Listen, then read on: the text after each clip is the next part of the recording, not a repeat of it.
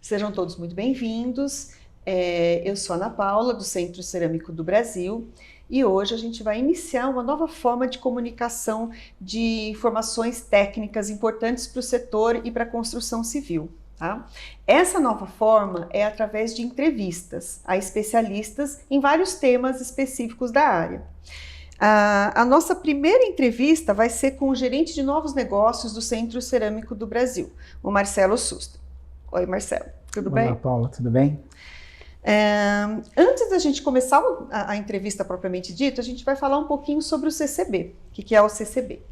O CCB é uma entidade sem fins lucrativos, criada pela Anfacer em 1993, para certificar a qualidade das placas cerâmicas para revestimento. Então, o setor de placas cerâmicas ele é de suma importância no Brasil, porque nós somos hoje o terceiro maior produtor mundial e o segundo maior consumidor mundial. O parque fabril nosso é extremamente moderno e automatizado, o que gera produtos de excelente qualidade, tá? E produtos de formatos dos mais variados e de designers bem arrojados. Só que hoje a gente atua não só com o segmento de placas cerâmicas, mas também com o segmento, né, da cadeia da construção civil como um todo. Trabalhamos tanto na área de qualidade de produto, como sistema de gestão da qualidade e 14001. Dentro desse contexto de qualidade, de visibilidade do setor cerâmico, a gente tem hoje, a gente tem verificado que as empresas estão buscando indicadores que mostrem a sustentabilidade dessas empresas, né? Então, quando a gente fala em questão de sustentabilidade, é essencial a gente falar sobre as letrinhas ESG. Para entendermos um pouco mais sobre o que é o ESG, a gente trouxe então um especialista, que é o Marcelo Suster, que vai nos explicar um pouquinho esse assunto. Antes de começar a entrevista, eu queria falar um pouquinho sobre o currículo do Marcelo. O Marcelo Suster está no CCB há cerca de 8 meses, ele é o nosso gerente de novos negócios e tem desenvolvido vários escopos de atuação junto ao mercado. Um pouquinho sobre o currículo dele. O Suster é técnico em cerâmica pelo Senai, engenheiro de materiais pela UFSCar de São Carlos, né? MBA em gestão de empresas pela FGV e marketing pela ESPM.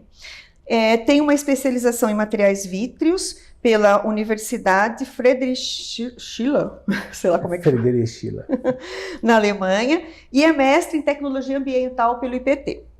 A sua carreira profissional foi marcada por sua atuação nos mercados cerâmicos e metalúrgicos, passando por reciclagem de materiais e tecnologias de tratamento de resíduos sólidos, em empresas tais como Alcoa, Grupo AMG, Grupo Cooper, TSL Engenharia Ambiental. E hoje é sócio-diretor da empresa Melius Magis, atuando com a comercialização de materiais e consultoria empresarial. Então, seja bem-vindo, Suster. E agora sim, nós vamos começar a nossa entrevista. Suster, o que é ESG? O que essas 3 letrinhas significam? E por que está tão na moda esse assunto no mercado nacional e internacional? Primeiramente, Paula, obrigado pela oportunidade da gente estar falando um pouquinho do nosso trabalho aqui no CCB. Paula, ESG é uma sigla cujas letras significam o E de Environmental, o S de Social e o G de Governance. No caso, governança corporativa, o S de Social e o E de Ambiental. Em português, deveria ser ASG, Ambiental, Social e Governança. No caso, governança corporativa, mas o mercado não tem utilizado a sigla em português. Então, é mais comum a gente ouvir ESG ou ESG, né, na pronúncia em inglês, e raramente a gente ouve como uma palavra, ESG. Mas aqui para nossa entrevista vamos chamar de ESG. Então, começando pelas letrinhas, a letra E de Environmental, na verdade, são alguns indicadores importantes que as empresas devem seguir para que seja uma ESG. Como, por exemplo, o que a empresa faz com seus resíduos sólidos, a emissão de gases de efeito estufa, o uso de biodiversidade dos recursos naturais, o uso de energia. Esses são alguns dos exemplos que uma empresa ESG tem que cuidar na letra E. Já na letra S do social, ou social, aí a empresa já tem que observar, por exemplo, como que ela gerencia os recursos humanos, sejam eles dos colaboradores internos da empresa como fora, aonde a empresa impacta com a sua atuação. É bom lembrar, Paula, que o S não tem a ver com filantropia, tá? Isso é um outro departamento que a empresa também pode ter esse papel filantrópico na sociedade, na comunidade que ela está inserida, mas não é isso que se busca no ESG. A gente busca, por exemplo, respeito aos direitos humanos, a diversidade, o engajamento da empresa em projetos sociais, por exemplo, que impactam a comunidade onde ela está inserida, a questão ética dos seus colaboradores, enfim, alguns indicadores que performam ou fazem a empresa performar na letra S. E na letra G, de governança, todas as atividades que a empresa faz para se relacionar com os chamados stakeholders. Seriam os atores que estão em volta da operação da empresa, sejam eles os acionistas, os donos, fornecedores, clientes, governo, por exemplo. E a palavra-chave dentro de governança é transparência. Transparência em cada uma dessas relações com os stakeholders. Isso que vem a ser essas 3 letrinhas. E o mais importante de tudo isso, Paulo, é que essas 3 letrinhas juntas, elas indicam hoje um padrão de performance, um padrão de desempenho da empresa. Um padrão no qual a empresa se preocupa com cada um desses indicadores, com cada uma dessas métricas nessas 3 letrinhas. Bom, agora que já sabemos o que significa as 3 letrinhas ESG, queria saber, Marcelo, como e quando surgiu o ESG? Olha, Paulo, o ESG, apesar da gente estar falando muito recentemente dele, ele não é tão jovem assim.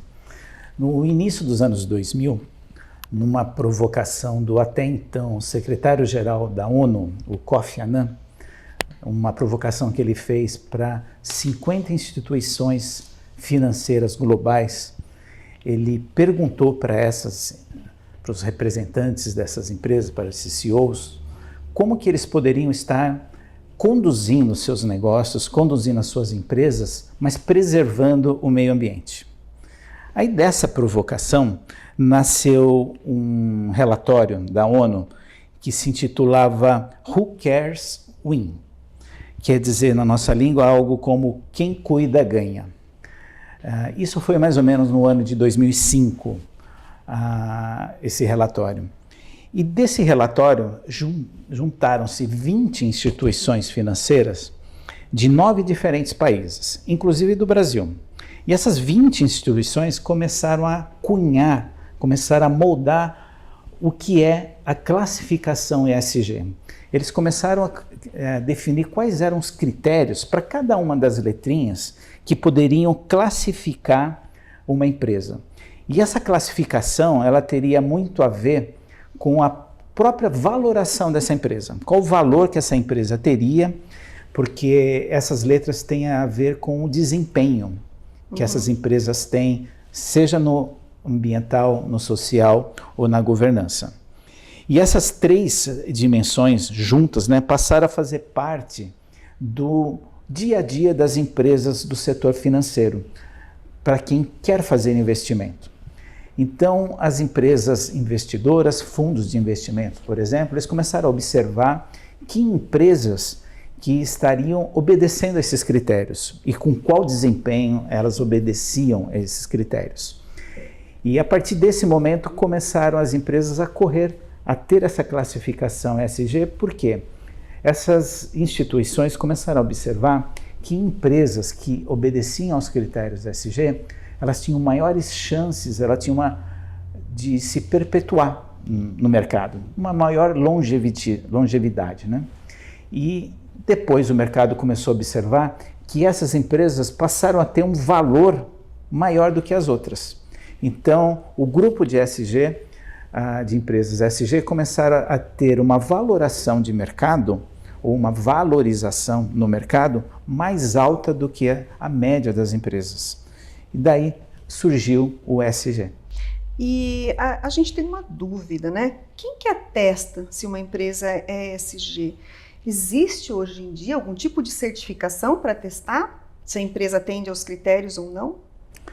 Olha, não tem ainda uma certificação, um selo, uma certificação tal como o CCB certifica os produtos cerâmicos, né, que nós passamos aqui que está dentro do nosso escopo de atuação. Por exemplo, as placas cerâmicas. Mas nós temos as chamadas agências de rating, agências que dão nota para cada uma dessas 3 letrinhas. Cada uma dessas 3 letras tem um checklist, né, que essas agências de rating, elas determinam e elas avaliam as empresas. Então, na letra E, uma determinada série de critérios que no entendimento dessa agência são importantes. E aí cada empresa tem uma determinada nota, né, um determinado nível de adesão àquele critério. E assim para cada uma das outras letras também. E, por exemplo, nós temos agências de fomento como a Sustainalytics, a MCSI, por exemplo, a ISS ESG e algumas outras agências de rating que dão essas notas para as empresas. E essas notas são importantes, Paula, porque com esse score, ou com essa nota, os fundos de investimento, bancos, por exemplo, eles vão basear se eles vão investir ou não, dependendo dessa nota. Tá? E essa nota também tem a ver com o risco que essas empresas têm. Porque o setor financeiro ele trabalha em função de risco. Se eu vou investir numa determinada empresa que tem alto risco, eu vou ter que cobrar uma alta taxa de juros para poder financiar essa empresa. E essas empresas ESG, geralmente elas têm baixo risco, porque elas prezam pela sustentabilidade, elas prezam pela longevidade do negócio.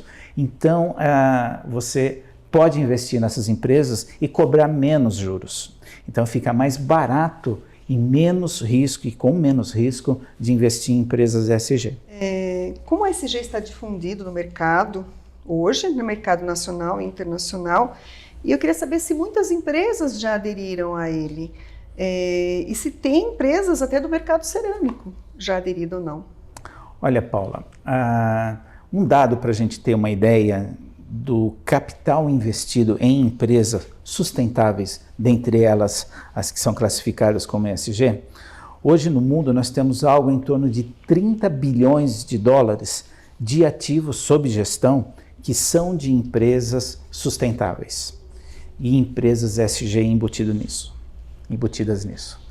Metade disso está na Europa. Em torno de 15 trilhões de dólares são ativos europeus, investidos na Europa, só para a gente ter uma ideia da magnitude disso. No Brasil, ainda é um pouco tímida essa participação das empresas no montante dos ativos sob gestão. Mas nós já temos vários exemplos de empresas ESG no Brasil que estão, inclusive, listadas na B3, na antiga Bovespa, né, a Bolsa do Brasil, a B3, que inclusive já tem um índice específico para acompanhar o desempenho das empresas ESG. E ali nós vamos encontrar bancos, por exemplo, Santander, Itaú, Bradesco, as lojas Renner estão ali listadas, Motores WEG, a Localiza, Hertz, né, a locadora de automóveis. Ainda não temos um exemplo do setor cerâmico ali para que a gente possa colocar aqui, né, para você. Mas eu acredito, pelo andar da carruagem, né, logo logo nós teremos. Porque uma coisa importante, Paula, a boa parte do setor cerâmico brasileiro, ele é de propriedade familiar.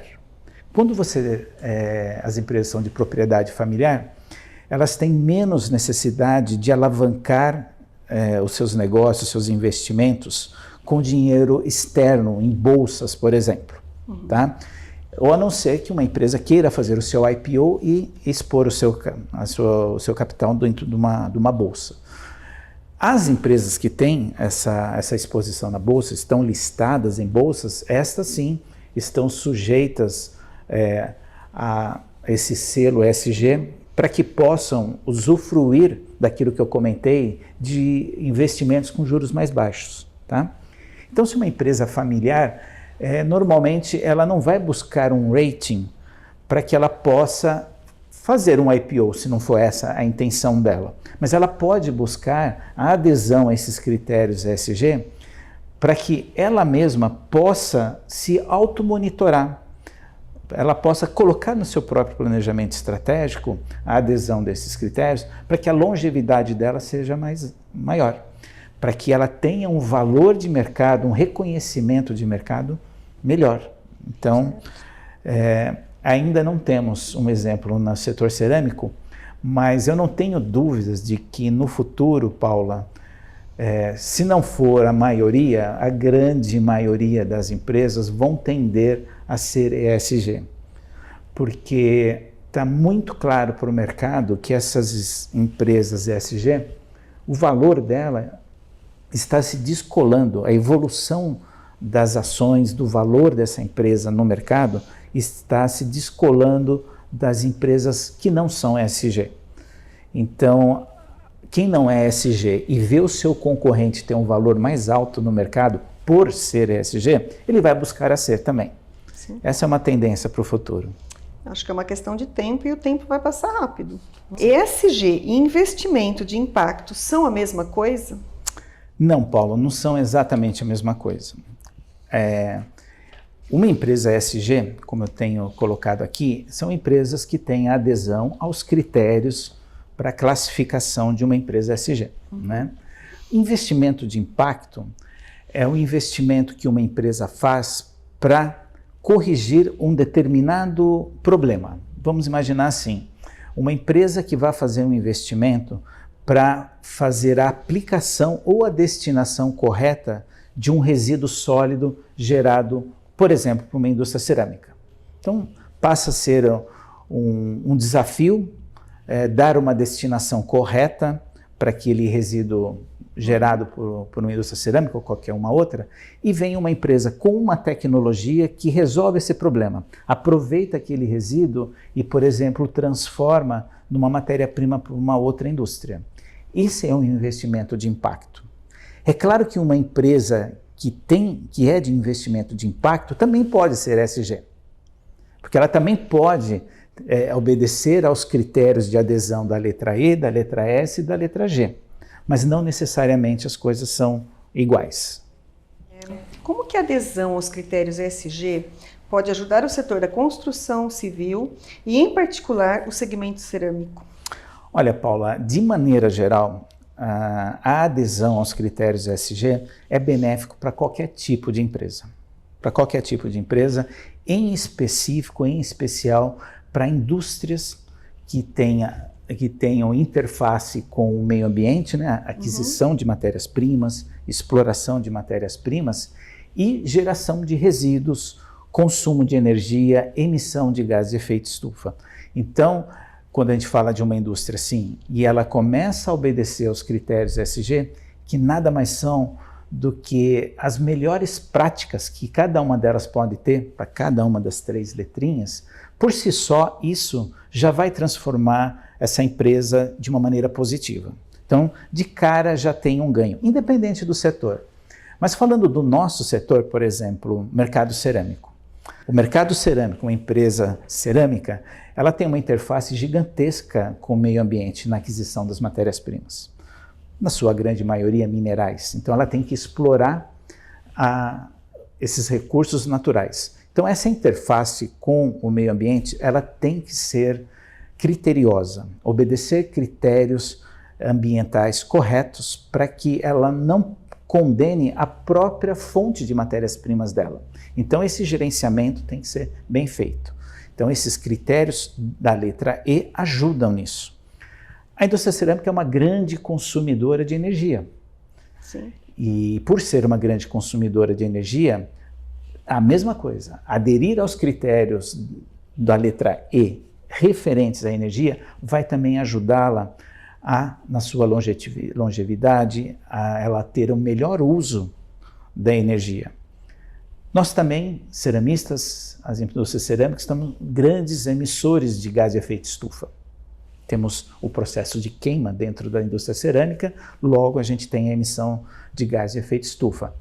Outra vez, novamente, se a gente tiver um bom gerenciamento sobre isso, nós estamos com uma adesão melhor ao ESG, logo tendo uma contribuição para a longevidade da empresa. E também no pós-mortem dos nossos produtos, né? Porque nós temos gerações de resíduos dentro do mercado, dentro da empresa cerâmica. Mas, em particular, a indústria de placas cerâmicas já fez uma lição de casa muito bem feita, que é o reaproveitamento interno dos próprios resíduos gerados durante a produção. Porém, depois que é vendido o produto, esse produto é aplicado na construção civil, um dia esse produto vai virar um entulho, vai virar um resíduo sólido. Então é outro impacto que se tem, que também tem que ser gerenciado, né? Porque aí a gente está falando do ciclo de vida do produto. Isso na letra E. Na letra S, vamos dar o exemplo, por exemplo, da construção civil, que é muito intensiva no uso de mão de obra. Principalmente no nosso país, os sistemas construtivos nossos ainda exigem muita mão de obra, e por exigir mão de obra, nós estamos tratando de ser humano. Tratando de ser humano, a gente tem que tratar a letra S de maneira criteriosa. E, novamente, os critérios de adesão à letra S vai ajudar, vai nortear as ações da empresa para que tenha uma relação, seja com os colaboradores internos, a empresa, como as pessoas, a comunidade no entorno do empreendimento, por exemplo. Tá? E a governança é importante, Paula, para qualquer tipo de empresa, né? Porque você se relacionar com os stakeholders, né? Você se relacionar com o dono, o acionista da empresa, de maneira transparente, ética, clara, tal como se relacionar com o seu fornecedor, com o seu cliente, com o governo, com a comunidade, é importantíssimo. E a governança, ela prega isso, né? Regras para que você tenha essa relação recheada de transparência e ética com todos esses atores que envolvem o nosso negócio. E a palavra-chave, na minha opinião, nisso tudo, Paula, é o compliance. É ter o compliance aplicado na empresa como um todo. E falando em compliance, já que esse termo é muito utilizado aí no mundo, né, empresarial, como que o compliance está relacionado ao ESG? Dá para você explicar para a gente? Sim. Bom, primeiro, né, Paulo, o que vem a ser o compliance? Uma outra palavrinha em inglês aí, que nada mais quer dizer que cumprimento. Tá? A palavra compliance vem do verbo em inglês to comply, que é cumprir. Cumprir o quê? Cumprir um código de conduta. Um código de conduta ética. Um código que desenha, instrui como o colaborador tem que se comportar diante das diversas situações pelas quais ele vai passar na empresa. Os exemplos clássicos, né, e talvez os mais críticos do cumprimento do compliance está nos setores, por exemplo, de compras, de vendas e relacionamento com o governo, né? Porque aí você tem a parte financeira muito exposta, né? O comprador tem o poder da compra, né? Entre aspas, ele tem o dinheiro em mãos, o vendedor ele está trazendo o dinheiro para dentro da empresa, e aquele que se relaciona com o governo, com os impostos, etc., ou em relação à confecção de leis, né, para o entendimento dessas leis, o que elas impactam no negócio, envolve dinheiro, né? Envolvendo dinheiro, aí você precisa ter um cuidado muito grande, tá? E usando um exemplo do nosso setor, um exemplo que é público, né, a gente pode comentar aqui, voltando lá na Operação Lava Jato. Na Operação Lava Jato nós tivemos impacto em várias empresas, grandes empresas, e em particular eu me lembro muito bem do exemplo da Odebrecht, uma empresa do nosso setor de construção civil, A Odebrecht, Paula, antes da Operação Lava Jato, tinha 170 mil funcionários. Com o problema que ela enfrentou na Lava Jato, a Odebrecht pós-Lava Jato conta com 40 mil funcionários. Foram 130 mil demissões. Por quê? Porque não se cumpriu o código de ética. O compliance não funcionou dentro da Odebrecht, principalmente na relação com o governo, principalmente no quesito corrupção. Então dá para você ter ideia o quão importante é uma empresa ser ética, cumprir o seu código de conduta, ter o compliance permeando toda a empresa, toda a empresa. Tem estatísticas que dizem, Paula, e isso é importantíssimo para o empresário que está nos assistindo aqui, 5% de perda de faturamento acontece nas empresas que não têm o compliance em sua política de gestão. Então você imagina, 5% do faturamento, não estou nem falando de 5% da margem ou do EBITDA, eu estou falando de 5% do faturamento, em média, é perdido pelo fato da empresa não ter compliance. Por que isso acontece? Não vai se comprar da melhor maneira possível quando você não tem regras rígidas de compliance, não vai se vender da melhor maneira possível quando você não tem regras de compliance permeando a organização. Então é algo assim extremamente importante ter o compliance. Eu acredito que a adesão, né, ao compliance, ela tem aumentado muito em relação ao que a gente via no passado. No passado, eu acho que era mais fácil a gente identificar problemas, né, de ética e tal. Bom, agora falando um pouquinho sobre CCB. Como a sua área, né, de novos negócios, ela pode ajudar as empresas, o setor, a buscar o atendimento aos critérios do ESG. Como que a gente vai poder ajudá-los? Olha, Paula, o DNA do CCB é servir o setor, né? É atender as necessidades do setor.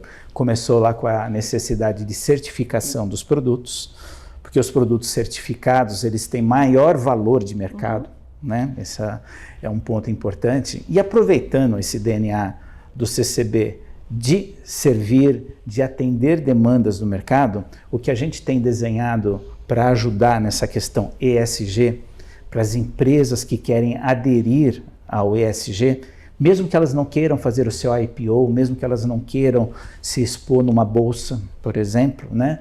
Aderir a esses critérios, como eu comentei, por si só já vão estar melhorando o desempenho da empresa e o valor de mercado da empresa, né? Então, o que a gente desenhou? Primeira coisa é informação, né? É outro DNA do CCB, é fornecer informações para o mercado. Então, nós temos treinamentos desenhados. E nós temos treinamentos em 3 plataformas diferentes, que são as plataformas tradicionais do CCB. Uma delas é o que nós chamamos de In-Company. É um treinamento direcionado, desenhado, sob medida para um determinado cliente. Tá? Então, uma cerâmica, uma indústria, uma empresa da indústria da construção civil tem essa necessidade, nós desenhamos um treinamento específico para eles, para o caso deles. Tá? É o chamado treinamento in company. Nós temos treinamentos que nós chamamos abertos, que são feitos nas dependências do CCB, para empresas em geral, né? Para funcionários, colaboradores de empresa que queiram vir ter essa informação, se formar no que é o ESG, também temos essa oferta de treinamentos. E agora, até utilizando um produto mais novo, uma plataforma de ensino à distância do CCB, que é o EAD CCB, nós também vamos estar disponibilizando cursos de ESG lá, onde o usuário, o aluno, pode acessar da onde quiser, a hora que quiser, fazer no seu ritmo esse treinamento, dentro da plataforma do CCB, inclusive sendo certificado, recebendo um certificado de conclusão de curso com o selo CCB de qualidade, né? Então, essa é uma forma. E uma outra forma, um pouco mais direta, a gente utilizando o conhecimento técnico que nós temos do setor, conhecendo as interfaces que esse setor tem dentro da letra E, da letra S, da letra G, por todos esses anos trabalhando no mercado, fazendo auditorias, certificando, fornecendo ensaios de produtos, de sistemas construtivos, etc., pegar todo esse arcabouço de conhecimento, essa massa crítica, e a gente direcionar num apoio técnico para a empresa que quiser colocar o ESG em prática. Então, por exemplo, a empresa pode treinar funcionários, é um ponto. Não, agora a empresa quer realmente colocar em prática a adesão a esses critérios, mas precisa de um apoio, de um especialista em cada uma dessas 3 letrinhas. O CCB pode fornecer isso, esse chamado apoio técnico para implementação ou para adesão aos critérios ESG. Certo. Eu vou propor um desafio, né? Eu acho que a gente também tem que fazer o CCB atender os critérios do ESG, né? A lição fica para nós também, né? Bom, acho que aqui a gente está finalizando, né, a entrevista. Eu queria agradecer muito você, Suster, pelos ensinamentos sobre esse assunto, esse tema tão discutido no mercado hoje, né? E também queria agradecer a todos que estão assistindo a nossa entrevista. É importante deixar claro que para maiores informações, né, sobre o ESG, sustentabilidade, podem entrar em contato diretamente com o Suster, né, que é o nosso gerente de novos negócios aqui do CCB. Paula, eu gostaria só de finalizar, se me permitir.